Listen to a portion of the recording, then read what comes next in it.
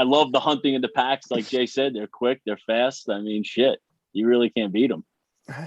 Okay, well, I thought y'all may zig and zag a little bit on that one, but I will, seeing as y'all work together as a team, hunting as a team sounds fit as well. It makes it. Yeah, sure. All right, guys. So before we let y'all go, we have a couple questions we ask every guest. We reserve the fucking cartoon characters for the ones that we feel like we got a good rapport with. But we have these two questions that we ask every guest before we let them leave.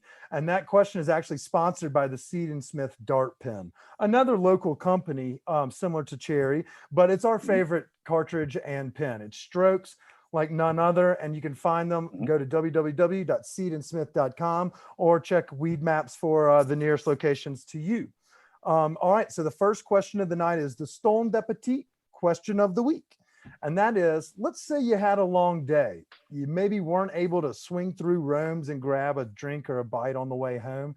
So you're just fucking exhausted. You get home and you just want something to eat before you call it a night. What's that guilty pleasure late night snack you always have available in the fridge, pantry, or freezer? Jason, we're starting with you because you're on my screen. You're talking late night. I try to eat healthy and try to stay away from the sweets and stuff like that. But if it was a sweet, it's a nice cream bar, the fudge bars. And if it was something healthy, I like to keep just a sack of ham. Is that weird around? I just eat the ham plain. It's weird that you said healthy and then said stack of ham. I know. For savory. Nothing like salted meats. I knew the New Yorker was all about it. Someone said cured meats. Oh, stack of ham. That's fucking great. I've heard that one. He's just raw dogging right out of the bag, out of the dude. It's like dripping. You know, when it's dripping. My wife's starting to throw up, and I'm just like up in the house.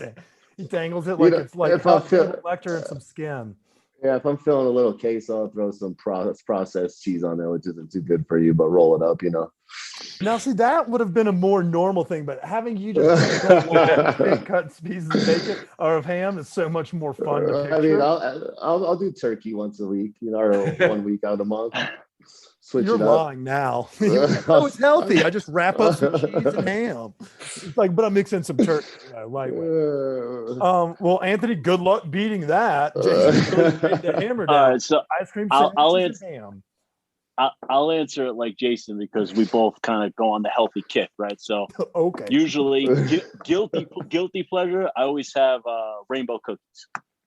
My wife orders rainbow cookies from a bakery in New York. So I got these rainbow cookies. They're covered in chocolate. They're unbelievable. So I pop like 3 or 4 of those in my mouth for sure.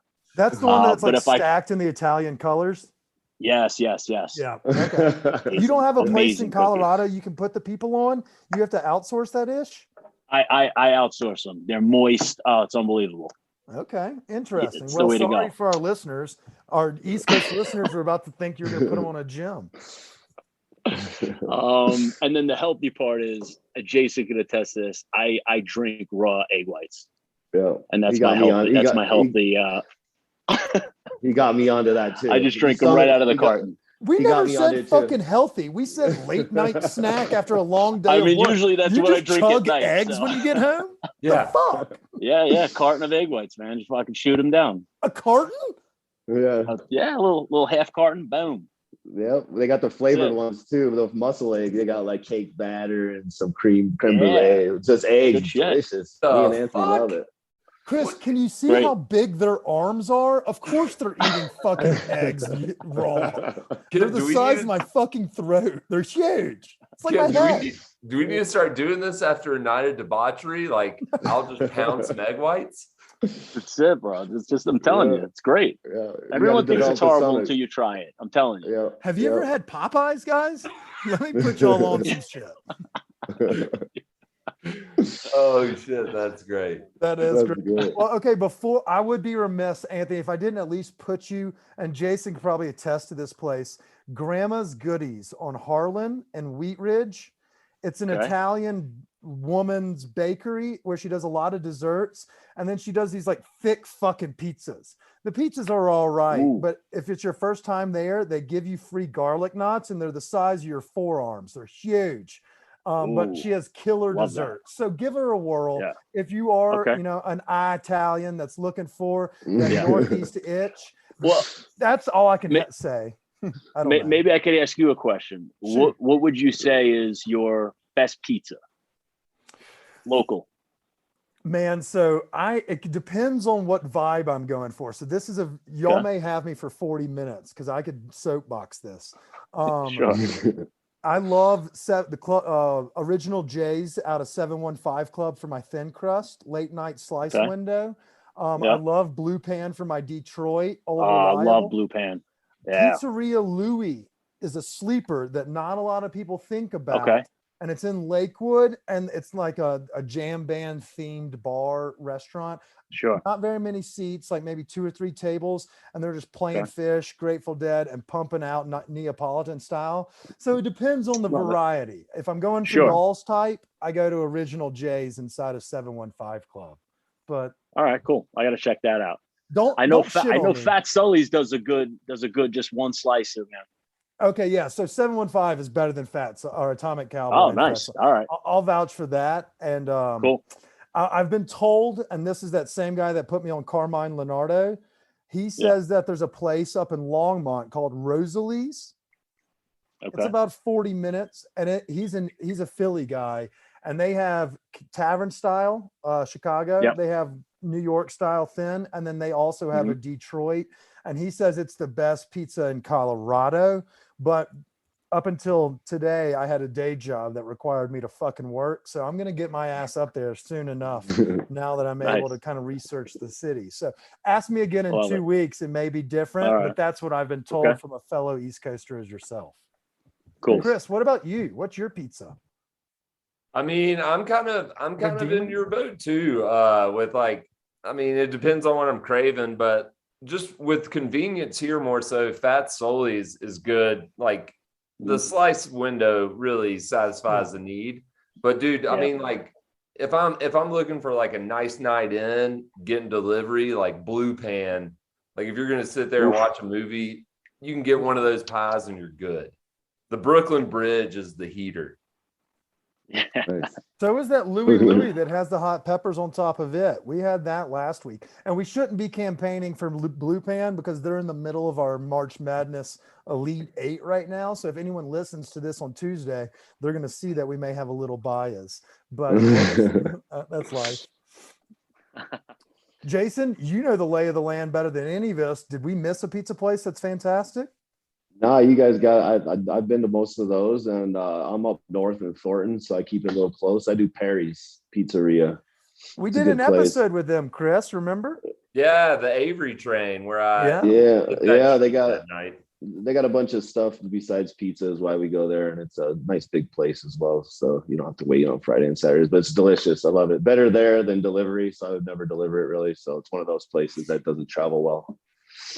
All right, you need to. Sorry, Perry. Thornton. Yeah, no, good call because they're also good people. Was it Jay Perry? Is that his name that was over there? But delicious pie. But since you're up north, you need to go check out Rosalie's for us as well and give us the feedback. Yep, I will. I will do that. Thank you, good sir. Guys, y'all have done exceptionally well. I only said C word once this whole episode, and I'm not even going to edit it out. We're not out of the woods though. This is our hardest question of the week. I don't know if your PR rep or marketing team told y'all to listen to former episodes, but if y'all probably be a little bit more prepared than average. Chris, do the honors and give them the hard hitter. All right, let's go. We'll start with Anthony on this one. So Anthony, we call this the Last Supper. Okay. So it's your last supper. You can invite 3 guests. They can't be friends or family, and they can be either living or dead. So the only stipulation is you can't have friends or family. Who are you having? What are you eating? Oh, shit.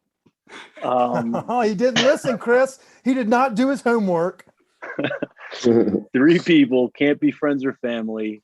Who am I inviting and where are we going? They can be dead, too. Don't forget about that part. That's the cool part. Okay. I'll go first. Where are we going? Jay, kick this off, Jay, please. I'm doing I'll do Michael Jordan, Snoop Dogg, and probably Tom Brady. You know, or maybe I'll let's get rid of time, but let's do Charlie Sheen. You know, he's a partier. I'd like to have some dinner with him. Oh yeah, and by dinner you mean just like hang out in the bathroom stall. I too want to hang out with Charlie Sheen in that case. That's actually not a bad 3. You reeled off some goats real quick, like at MJ. You had that poster on the wall for sure. No, you know, yeah, I'm a huge basketball fan. It's one of my favorite sports. I go to a lot of Nuggets games, and you know, Snoop Dogg. I love rap. I love old rap more than new rap, and he's a big influencer in this space, what we do. So I'd love to kick it with him one night for sure. Guy Fieri too, he's cool. Just throwing that out there if guys listening, you know. Guy and Snoop are kind of like those two, and like CJ McCollum are in like our white whale list of who we want on the pod. So Guy Fieri is number 1 there. There you go. Yeah, Snoop is up there though. Very good call. Snoop is up there. So what are y'all doing? Like, are y'all gonna just puff tough, have a little supper, talk? Yeah, you know, probably eat. You know, my favorite meal is Mexican food. My wife's Mexican, so I'd have some green chili. You know, some smothered burritos. Make it real hot for everybody. Some habaneros, all that stuff.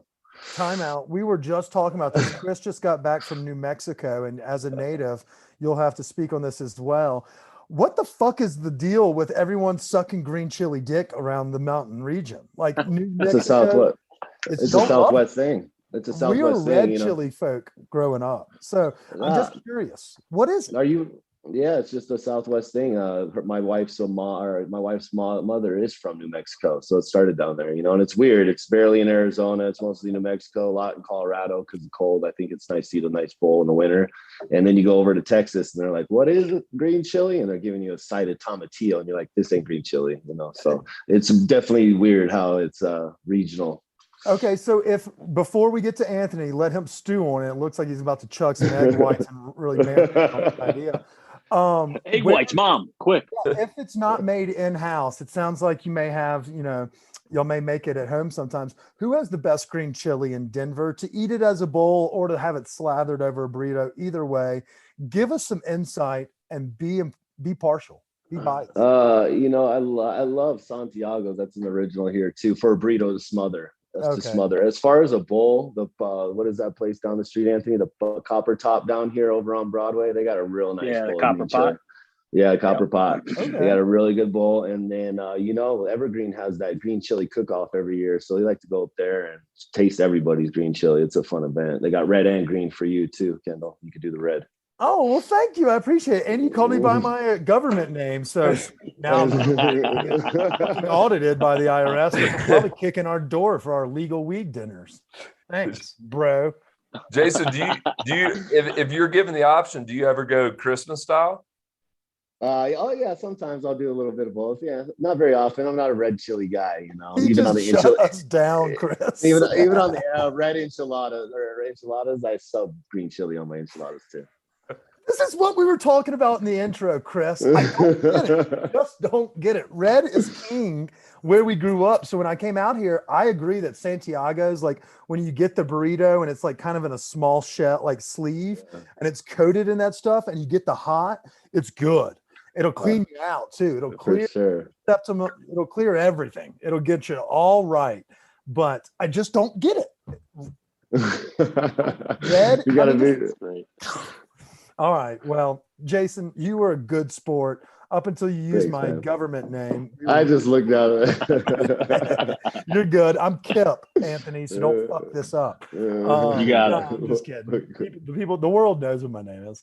All right, Anthony. Jason he laid a pretty good foundation. He has a solid pack. What do you got for us? Yeah, I mean, probably no one too excited. I after thinking about it, Joe Rogan for sure. Okay. I definitely invite. Definitely Elon Musk. I mean, he's got so much shit. I want the stock tips. I want to know what's going on. And then you know what? There is no stock exchange. Oh, I forgot. This is the last day on Earth. Still, I think he's an interesting guy. I'm bringing him. And then I got to be honest with you. I got to go with Will Smith after the smack heard around the world last night. I want to see what's going on with this guy. Okay, you know what I mean? I'm glad you brought that up because I swear to God, it was faked. It was faked.